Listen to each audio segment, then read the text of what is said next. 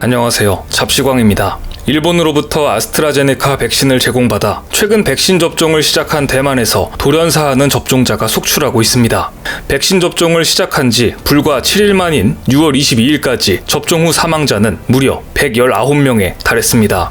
타이완 뉴스 등 대만 매체들은 지난 6월 15일부터 75세 이상 노인, 요양시설의 장기 환자, 투석 환자 등을 대상으로 아스트라제네카 백신 접종이 시작됐는데 이후 돌연사하는 사람들이 급증했다고 보도했는데요. 대만 중앙전염병관리센터에 따르면 6월 21일에만 백신 접종 후 사망자가 35명이 추가됐을 정도입니다.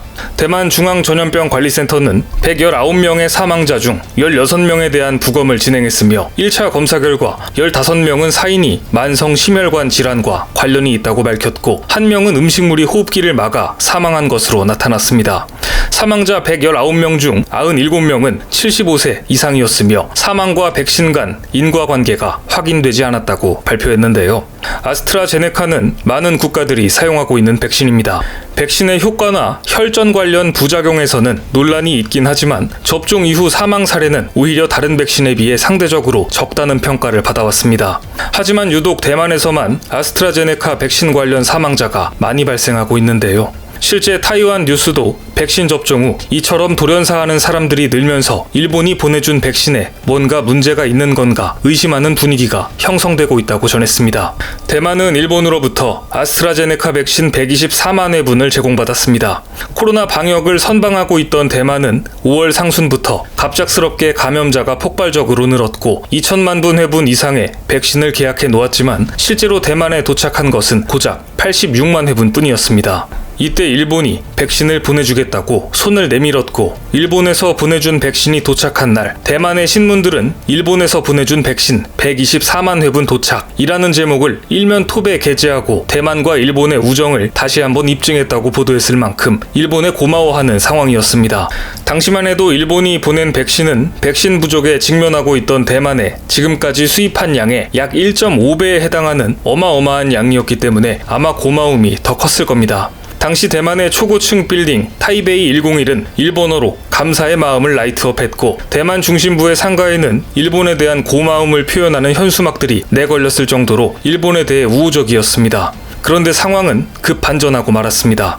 일본이 보내준 백신을 접종한 지 불과 7일 만에 돌연사한 사람이 무려 119명에 달하고 만 것입니다. 따라서 일각에서는 일본에서 열악한 백신 접종 시스템 때문에 접종률이 낮아졌고 이 때문에 백신이 제때 소비되지 않자 보관의 어려움으로 골칫덩이가 된 백신을 속된 말로 짬처리한 것이 아니냐는 의구심도 커지고 있는 상황입니다. 실제 이른바 일본의 백신 짬처리는 오히려 확산되고 있습니다. 일본은 대만에 아스트라제네카 백신을 제공한 데 이어 베트남에 아스트라제네카 백신 100만 회분을 기증했고 다음 달 이후에는 인도네시아, 태국, 필리핀, 말레이시아에도 무료로 백신을 제공할 예정이라고 하는데요.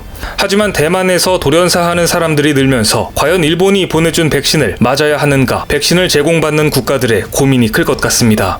일본 정부는 화이자, 모더나, 아스트라제네카 등으로부터 아시아 국가 중에서는 가장 많은 물량의 백신을 확보하고 우쭐했던 적이 있습니다.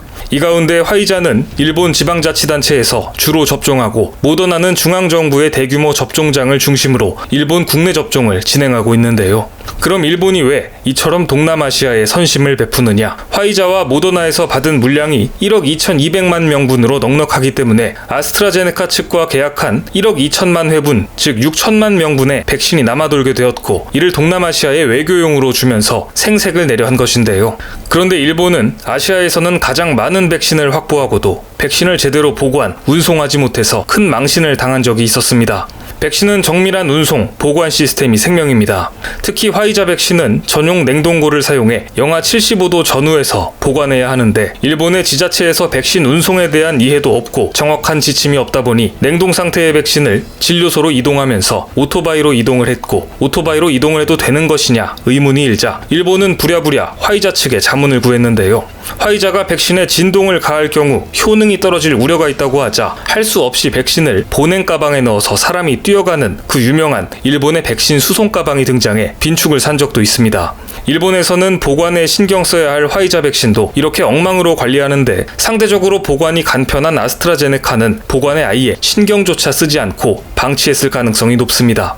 그리고 그렇게 쌓여있던 아스트라제네카 백신은 대만으로 넘어간 것이죠. 대만의 사망자가 증가하는 이유가 우연이 아닐 수도 있겠다는 생각이 드는데요. 심지어 이런 일은 6월 중순에 들어서도 계속 이어지고 있습니다. 최근 일본에서는 또다시 백신 수천 명 분량이 폐기될 상황에 놓였습니다. 화이자 백신을 보관하던 냉동고가 제조 과정에서 용접이 제대로 되지 않아 온도 유지를 못했고, 해당 업체는 제품 294대를 회수해 교체하기로 했지만 가와사키시는 냉동고에 보관 중이던 화이자 백신 6,396회 접종분을 모두 폐기하게 됐다고 발표했습니다. 이런 뉴스를 듣고 있자면 한국과 일본은 정말 동시대를 살아가는 게 맞나 싶을 정도인데요.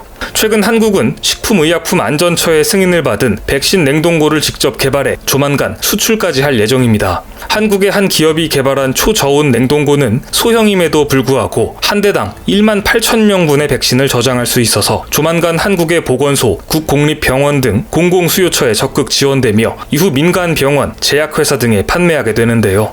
한국에서는 일본의 백신 가방 같은 게 등장할 리가 없는 이유가 바로 이런 기술에 있습니다. 최근 일본 정부는 도쿄올림픽 개막을 앞두고 접종 속도를 높이기 위해 주요 기업과 지방자치단체, 대학교를 대상으로 집단 백신 접종을 시작했습니다. 하지만 불과 일주일도 안 돼서 직장 및 대학에서의 접종 신청을 일시 중단했습니다. 백신 접종 신청 건수가 하루 백신 공급 가능량의 상한선을 넘어서기 때문이라고 하는데, 신청은 무더기로 받아놓고 백신 공급이 이를 따라가지 못하다니 시스템이 뒤떨어져도 너무하다는 생각이 듭니다. 스가 요시히데 총리는 하루 100만 건 접종이라는 목표를 제시하며 백신 접종 속도를 높이라고 주문했고, 일본의 지자체와 직장과 대학은 부랴부랴 접종장을 만들어서 최근 무더기로 신청을 받았는데요. 백신 공급이 신청을 못 따라가고 있는 겁니다. 한국은 이와 달리 그날 잔여 백신이 남자마자 동네 병원이 잔여 백신 현황을 올리면 개개인이 신속히 스마트폰 앱을 통해 잔여 백신이 있는 병원에 접종하겠다고 신청하는 디지털 시스템을 갖추고 있어서 잔여 백신이 거의 없을 정도로 신속한 접종이 이루어지고 있습니다.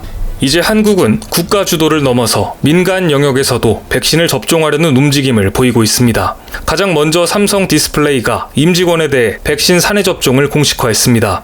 이에 따라 자체 접종이 가능한 부속 의원을 확보하고 있는 삼성의 다른 계열사에서도 사내 백신 접종을 시행할 가능성이 높아졌습니다. 이 밖에도 현대자동차 그룹도 현대차 국내 공장 3곳과 연구소, 기아의 국내 공장 3곳, 현대제철의 인천, 포항 공장 등에서 이르면 7월 말부터 1차 접종을 진행할 것으로 알려졌습니다. 이제는 사업장 안에서도 신속히 많은 직원들에게 백신을 접종할 수 있게 됐을 정도로 한국은 백신 콜드체인이 갖춰진 것입니다. 코로나19 백신의 운송 과정에서 우리가 간과하지 말아야 할 것은 콜드체인 기술입니다. 저온 처리가 필요한 상품을 일정한 온도를 유지하며 유통하는 저온 유지 유통체제를 말하는데요. 화이자 백신은 영하 90에서 60도를 유지해야 하고, 아스트라제네카는 밀봉 용기로 2도에서 8도 사이 냉장 보관이 필수입니다. 이러한 원칙이 지켜지지 않으면 백신에 이물질이 생길 수 있기 때문입니다. 온도 조절이 필요한 냉동 차량은 물론이고 고체 이산화탄소, 액체 질소 등 백신을 보관, 운송하는 과정은 콜드체인이라는 첨단 기술이 필요합니다. 백신을 주는 것만 중요한 게 아니라 이렇게 보관 운송의 전 과정을 뒷받침하고 감당할 수 있는 기술이 있는가가 중요한 것인데요. 과연 일본이 그러한 역량을 갖추고 있는지 의문입니다. 오늘 준비한 소식은 여기까지입니다. 댓글을 통한 여러분들의 많은 의견 기다리겠습니다. 많은 분들의 생각이 모였을 때 진정 가치 있는 지식이 완성될 것입니다. 시청해주셔서 감사합니다.